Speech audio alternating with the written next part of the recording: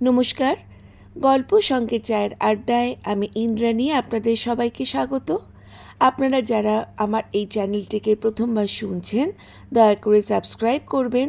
আর যদি আপনাদের গল্পটি ভালো লেগে থাকে তাহলে একটি লাইক দিয়ে আপনাদের অমূল্য মতামত নিশ্চয়ই জানাবেন। শুরু করছি আজকের গল্প, সন্দেহ। অফিস থেকে ফেরার পর সাগরের মনে হলো কিছু যেন একটা ঠিক নেই। অস্বাভাবিক নীরব পুরো যেন বাড়িটা। 2 মিনিট পুরো ফ্ল্যাট চত্বর দিয়ে সে নিশ্চিন্ত হলো তার মাসখানেক আগে বিয়ে করা অতি রূপবতী বউটি বাড়িতে নেই। সাগরকেও ফোন করে বলেনি বাইরে যাওয়ার কারণটা কি। অপারগ হয়ে সাগর ফোন করতে লাগলো। কোথায় তুমি?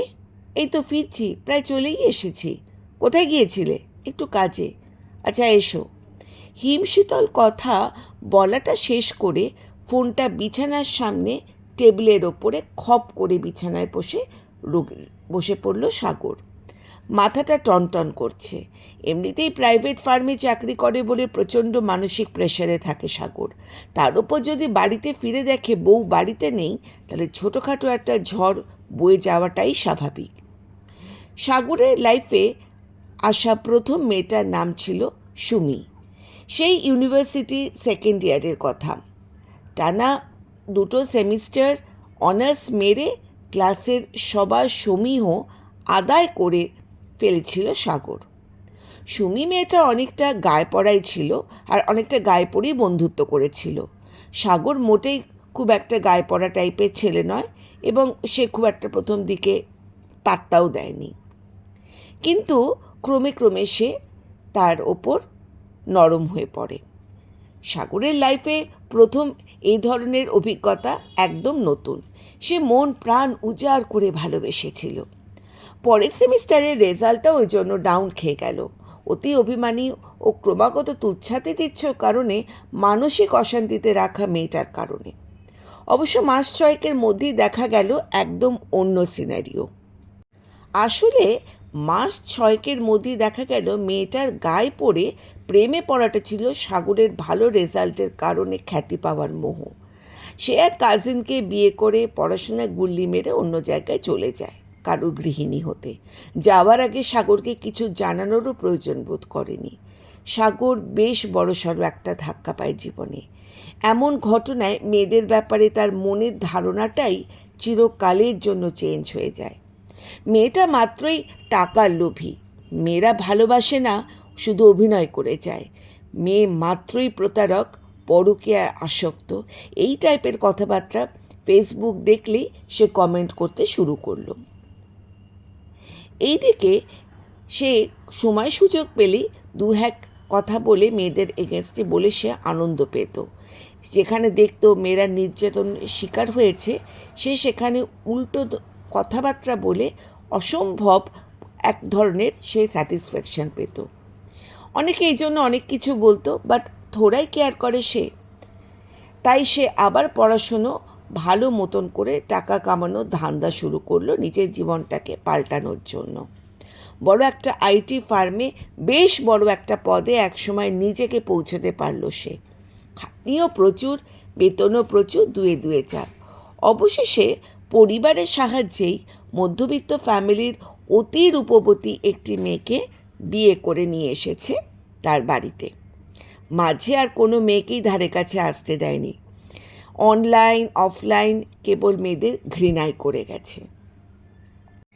এদিকে বিয়ের পরে 1 মাস ধরে সে তার বউয়ের জীবনটাকে যতটা ভাবে পারা যায় অতিষ্ঠ করে ফেলেছে। মেয়েটা এমনিতেই একটু সহজ সরল আর ভীষণ ঘরোয়া। সাগর তাকে আরও কড়াকড়ি করে দিল, বলল, ড্রেস কোড দিয়ে দিল, এইটা পরতে পারবে না, সেইটা পরতে পারবে না। আর এছাড়াও কোনো ধরনের তার ইচ্ছার বিরুদ্ধে কোনো কিছু করতেও পারবে না। মেয়েটা আপত্তি করেনি। প্রচণ্ড রূপবতী মেয়ে বলে সাগর তাকে নিয়ে প্রচণ্ড ইনসিকিউরিটিতে ভোগে, আর তাই সে আলাদা করে থাকতে শুরু করে। সারাদিন খালি বাড়ি, মাথার কত ভয়ানক আশঙ্কা যে খেলা করে। সে খুব চেষ্টা করছে আর তার কিংবা মেয়েটার বাড়ি থেকে কোনো কাউকে নিয়ে এসে বাড়িতে রাখতে। কিন্তু কেই বা রাজি হবে নিজের সংসার ফেলে আরেকজনের বউকে পাহারা দিতে? সাগরের খুব টেনশন বাড়ে। হুটহাট অফিস থেকে বাড়িতে এসে সুযোগ পেলেই চলে আসে বউকে দেখার জন্য কি করছে সে। বউয়ের ফেসবুক পাসওয়ার্ড নিয়ে বসে আছে। নিজের বউকে দেওয়ার কথাটা কিন্তু তার মাথায় আসেনি।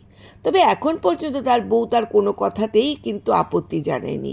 এত সুন্দরী মেয়ে বিয়ে করে নিয়ে আসা তার অনেক বন্ধুরাই তাকে সাবধান করেছিল, কিন্তু মেয়েটির মধ্যে, সুন্দরী মেয়েদের মধ্যে যা যা সহজাত অহংকারী ভাব থাকে তার কোনোটিই দেখা যাচ্ছে না। চুপচাপ ঠান্ডা স্বভাবের একটি মেয়ে। বাড়িতে ঢুকে সাগরের ঠান্ডা দৃষ্টি উপেক্ষা করে তার বউ ব্যাগটাকে ছুঁড়ে ফেলে দিয়ে সে চলে গেল বেডরুমে। কিছুক্ষণ পরে সে সাগরের সামনে এক গ্লাস ঠান্ডা জল আর এক বাটি কাস্টার্ড নিয়ে এসে দিল। এবার এইদিকে সাগর অনেকক্ষণ ধরে না খাওয়াতে তার তো খুব খিদে পেয়েছিল। সে হাপুস হুপুস করে খেয়ে নিয়ে এক ঢোকে গ্লাস খালি করে একটা বিশাল ঢেকুর তুলল। না, মেয়েটার রান্নার হাত অসাধারণ। সাগরের মাথাটা বিগড়ানো না থাকলে সে হয়তো বুঝতো কতটা লাকি সে। এই অসময় কোথায় গিয়েছিলে? আরে আমি একটু বেরিয়েছিলাম, আরে এমার্জেন্সি কিছু টাকা লাগবে তাই সামনের এটিএম মোড়ে গিয়েছিলাম। সাগর মুখ বিকৃত করে বাজে কিছু একটা বলতে গিয়েও থেমে যায়। সে জানে এই এটিএমের কেন সে যায়, আর নিশ্চয়ই তার কিছু টাকার প্রয়োজন পড়েছিল। তাই সে কিছুক্ষণ চুপচাপ থেকে গিয়ে আবার শুরু করলো। বাইরে যাচ্ছ, বলনি কেন ফোনে? আরে 5 মিনিটের তো ব্যাপার, ভেবেছি তুমি ফেরার আগে চলে আসবো। ও তাই? তা এরকম আমি আসার আগে কতবার বাইরে থেকে বেরিয়ে ঘুরে আসা হয়েছে জানতে পারি? সাগরের কণ্ঠে বিশ্রী নোংরা ইঙ্গিত। আর তো পারল না। যার হাতে এই মাত্র তৃপ্তি করে খাওয়া কাস্টার্ডের বাটি থমকে দাঁড়ালো সে। কিছুক্ষণ আগে তীব্র গরমের মধ্যে সে বেরিয়ে এসে সদ্য ঘরে ঢুকে সে ফিরেই সাগরের জন্য কি খাবে সেই নিয়ে সে চিন্তায় ছিল। তখনও কপালে বিন্দু বিন্দু ঘাম। সে এক হাতে বাটি আর এক হাতে কপালে ঘাম মুছে শান্ত গলায় বলল, কি বললে? সাগরের শান্ত গলার পেছনে যে ভয়ানক কালবৈশাখীর ঝড় লুকিয়েছিল টের পেল না। সে আবারও দাঁত মুখ বেঁকিয়ে বলল, তোমরা মেয়েরা যে কী চিজ তা আমার হাড়ে হাড়ে জানা আছে। তার উপর চেহারা শুরুতে একটু ভালো হলে তো কথাই নেই।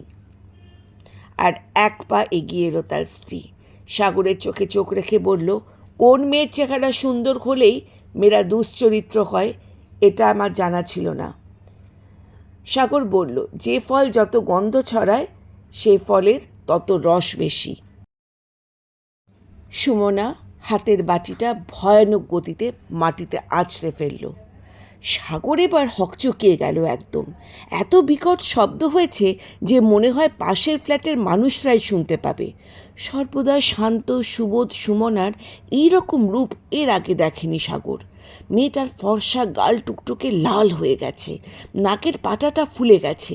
মেয়েটা তীক্ষ্ণ কণ্ঠে বলল, আমার চরম শত্রু যে আমাকে কখনো আমার ক্যারেক্টার নিয়ে কিছু বলার সাহস করে না। কে তুমি যে তুমি আমার দিকে আঙুল তোলো? কে দিয়েছে তোমাকে এই অধিকার? বলো বলো আমাকে। মেয়েটা সাগরের দিকে এক পায়ে গিয়ে যায়, আবারও চিৎকার করে বলে, কে? এই প্রথমবারের মতন সাগর অসহায় অনুভব করে। সে কিছু বলতে পারে না। সুমনা কিছুক্ষণ চোখ মুখ দিয়ে আগুনের হলকা বেরোতে শুরু করে। ঝড়ের গতিতে বেডরুম থেকে সে চলে যায়। উদ্ভ্রান্তের মতন একটা লাগেজ টেনে তাকে এলোপাথারিভাবে কাপড় চোপড় গুজে ফেলতে থাকে। সাগর সামনে এসে দাঁড়ায়, খুব আশ্চর্য গলায় জিজ্ঞাসা করছে, কি কি করছো তুমি? আরে বলো কি করছো? আর কই যাও তুমি? আরে সুমনা সাগরের দিকে না তাকিয়ে বলতে থাকে, 1 মাস আমি তোমার সমস্ত অত্যাচার চুপচাপ সহ্য করেছি। সারা জীবন স্বপ্ন দেখেছিলাম এখানে ওখানে ভালোবাসা না বিলিয়ে একেবারে কারোর জন্য অপেক্ষা করে একজনকে সাথে সারা জীবন কাটাবো। কপালে ভালো একটা মানুষ জুটবে, সে আমায় বুঝবে, আমাকে সম্মান করবে। আর আমার কপালে কে জুটল? একটা লুজার বলদ সাগরের চোয়াল ঝুলে পড়ে। এসব কি ভাষা? এ কোন সুমনাকে দেখছে সে? মেয়েটা হঠাৎ কাপড় গোছানো বাদ দিয়ে সাগরের সামনে এসে টিটকারির মতো করে জিজ্ঞাসা করে, লাইফে তো একবারই ধাক্কা খেয়েছিলে, তাই না? তাতেই এই অবস্থা? একটা মেয়েকে নিয়েই পুরো নারী জাতিকে তুমি চিনে ফেললে। এভাবে তাকানোর কিছু নেই। খবর আমিও নিয়েছি তোমার। সাগর মাছের মতন খাবি খাইল কিছুক্ষণ, কিছু বলতে পারল না। কখনো জানতে চেয়েছো আমার জীবন কেমন ছিল? গত 20টা বছর আমার কিসের জন্য, কীভাবে কাটিয়েছি আমি? তোমার চোখে আমি শুধুই একটা গন্ধ ছোটানো পাকা ফল, যাকে ঢেকে ঢুকে রাখা যায়। শুধুই একটা একটা দেখানোর শো, একটা শোপিস, যাকে তুমি অনেক দাম দিয়ে দোকান থেকে কিনে এনেছো, যেটা নিয়ে তুমি শুধু ভয় থাকো পচে যাবে কি না। অন্য যদি কেউ চুরি করে নিয়ে যায় কি হবে? কিন্তু আমি তো ফল বা শোপিস নয় সাগর, আমি একটা মানুষ। আমি নিজে যদি পচে যাই, তুমি কি দিয়ে আমাকে আটকাবে বলতে পারো? ফেসবুকে কমেন্টে অখাদ্য কুখাদ্য লজিক দিয়ে ঝড় তুললে সাগর এখন মুখ ফুটে কোনো শব্দ বার করতে পারে না। হ্যাঁ, আমার এই সুন্দর চেহারাটা তোমার জন্য একটা ট্রফি হলেও আমার জন্য এটা সারা জীবন অভিশাপ ছিল, জানো? সেই ছোটোবেলা থেকে আমার কাজিন, দুঃসম্পর্কের বিভিন্ন লোক, কত লোক ঘেঁষত, বাজে টাচ করতো। কিছু বুঝতাম না, কুঁকড়ে থাকতাম নিজের মধ্যে। কলেজে ওঠার পর জীবনটা যেন নরক যন্ত্রণা বাড়িয়ে ফেললো এলাকার ছেলেপেলেরা।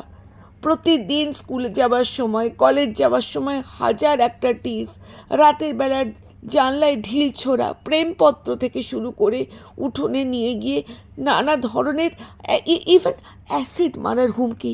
এই অশান্তির জীবনের যন্ত্রণা তুমি কি করে বুঝবে? কলেজ, স্কুল, ইউনিভার্সিটি, কোথাও শান্তি নেই। যেখানে সুন্দর লাগে তোমার কাছে, তার মানে আমি যেন কোন দলিলে সই করে রেখেছি, যাদের সারা জীবন যন্ত্রণা আমাকে হাসি মুখে সইতে হবে। এক একজনের কি হেডেন, এই দলের নেতা, সেই দলের বড় ভাই, কারো কলেজা হয়নি সাগর সামনে এসে পুরুষের মতন মুখ ফুটে ভালোবাসার কথা বলবে। তারা শুধু আমাকে ভোগ করতে চেয়েছে, যখন পারিনি পেছন থেকে ক্ষতি করতে চেয়েছে। কত অসহ্য দিন রাত্রি ঘর বন্দি হয়ে থাকা, দুঃস্বপ্ন দেখে রাখা। তুমি এসবের কি বুঝবে সাগর? তুমি তো এদেরই একজন। শেষ বাক্যটা সাগরের বুকের ভেতর গিয়ে ঢ্যাঁচ করে লাগে।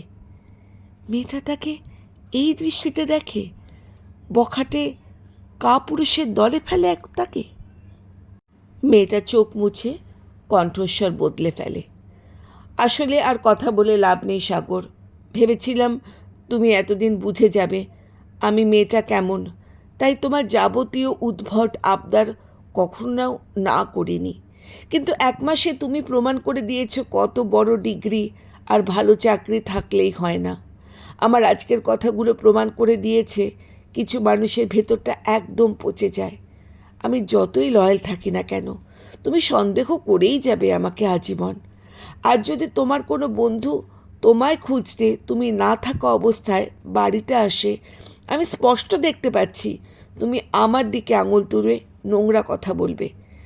অভাব অনটনের সাথে সংসার করা যায় সাগর, শারীরিকভাবে অসুস্থ একটা মানুষের সাথেও সংসার করা যায়, কিন্তু এক মন ভর্তি সন্দেহ নিয়ে ঘোরা মানুষের সাথে সংসার করা যায় না। তুমি আমাকে ভালোবাসো না, আমার মন পড়ারও চেষ্টা করো না, আমাকে মানুষ হিসেবেই দেখো না তুমি। তোমার মতো স্টুপিডের সাথে গত 1 মাস বহু কষ্টে ছিলাম, বাকি জীবনটুকুও কাটাতে পারবো বলে মনে হয় না। আমায় বিদায় দাও সাগর, আমি বিদায় নিচ্ছি। তুমি বরং গন্ধ ছড়ায় না এরকম কোন একটা ফল খুঁজে নিও। গোটা দেশ বেচতে পারা সাগর মাথা নিচু করে দাঁড়িয়ে আছে। কিছুক্ষণ অপেক্ষা করে মেয়েটা ঘুরে চলে যাচ্ছিল। সাগর পেছন থেকে হাত ধরল। সুমনার শরীরে যেন শিহরণ খেয়ে গেল। এতদিন তারা এক ছাদের নিচে আছে, কিন্তু এই প্রথম সুমনার শরীরে এইরকম একটা অনুভূতি হলো। সে ধীরে ধীরে আবার ঘুরে সাগরের দিকে তাকালো। ছেলেটার চোখে জল। কি অদ্ভুতই না দেখাচ্ছে তাকে। সাগরের এইরকম চেহারা আগে কখনো দেখেনি সুমনা। সাগর ভাঙা গলায় বলল, আমিও আমিও ভালোবেসেছিলাম, অনেক অনেক ভালোবেসেছিলাম। আমি সারা জীবনে আর কাউকে ভালোবাসিনি। ওই মেয়েটা ভালোবেসে আমাকে কী করেছে জানো? আমার বুকের ভিতর সারা দিন তার জন্য ধুকপুক করতো। একদম একদম প্রথম যখন মেয়েটাকে ভালোবাসি বলেছিল, কি প্রচণ্ড সুখী হয়েছিলাম, কি প্রচণ্ড সুখী মনে করতাম নিজেকে। নিজের পড়াশোনা ভালো মন্দ বাদ দিয়ে তাকে ভালো রাখতে চাইতাম, তার মন জয় করতে চাইতাম। তার দেওয়া কষ্টে আমি কত রাত হু হু করে কেঁদে চোখ ভেজাতাম। আমার সেই কান্না কেউ দেখেনি। এত ভালোবাসতাম যাকে, সেই আমাকে, যাকে হারানোর ভয় বুকের মধ্যে রক্ত হঠাৎ হঠাৎ ছলকে উঠত। সেই মেয়েটা আমাকে কিছু না বলে একদিন অন্য একটা ছেলের হাত ধরে চলে গেল। কিচ্ছু বলেনি আমাকে, কিছুই না। অনেক কষ্ট, অনেক অনেক।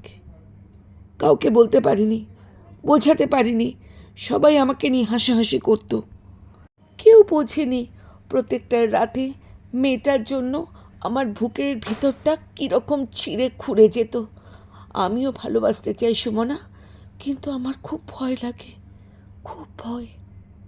সাগর চোখের জলে নাক চোখ মুখ মাখামাখি হয়ে গেছে। সুমনা তাকে টেনে বুকের মধ্যে নিয়ে আসে। ছেলেটা অবুঝের মতন হাউমাউ করে কাঁদছে। গত 6 বছর ঘৃণা দিয়ে চেপে রাখা কষ্টের বন্যাগুলো আজ যেন চোখের জলে মুক্তি পেয়েছে। বিছানা শুয়ে ছোট্ট বাচ্চার মতন কান্নায় দমকে কেঁপে কেঁপে ওঠা সাগরকে বুকে লুকিয়ে রেখে সুমনা মাথায় হাত বুলোতে বুলোতে ফিস ফিস করে বলল, আবার ভালোবাসবে তুমি? এই বোকা ছেলে, এই কান্না থামাও।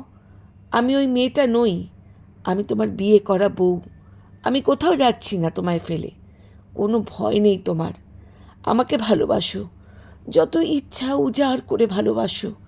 আমি তোমাকে কোনো দিন ডবল ভালোবাসা দিয়ে আরও তোমাকে ভালোবাসার মধ্যে জড়িয়ে রাখবো। কোনো দিন তোমাকে ছেড়ে যাব না। আমার ভালোবাসার যতটা অংশ আছে সব কিছু দিয়ে তোমাকে আমি সারা জীবন আষ্টে পিষ্টে রাখবো। আমার দিকে দেখো, আমার দিকে তাকিয়ে দেখো। কাউকে দেইনি, একদম তাজা ফল তোমার জন্য। সাগর মুখ তুলে তাকায়। চোখের জলে সুমনের জামাটা মাখামাখি হয়ে গেছে। তার মধ্যে কান্না মাখানো মুখটা দেখতে তার খুবই বিচিত্র লাগছে। ওড়না দিয়ে মুখটা মুছতে মুছতে সুমনা ভ্রু নাচিয়ে জিজ্ঞাসা করে, তো প্রেম করবেন আমার সাথে? বলুন সাগর। চোখ ভর্তি জল নিয়ে সাগর হেসে ফেলে।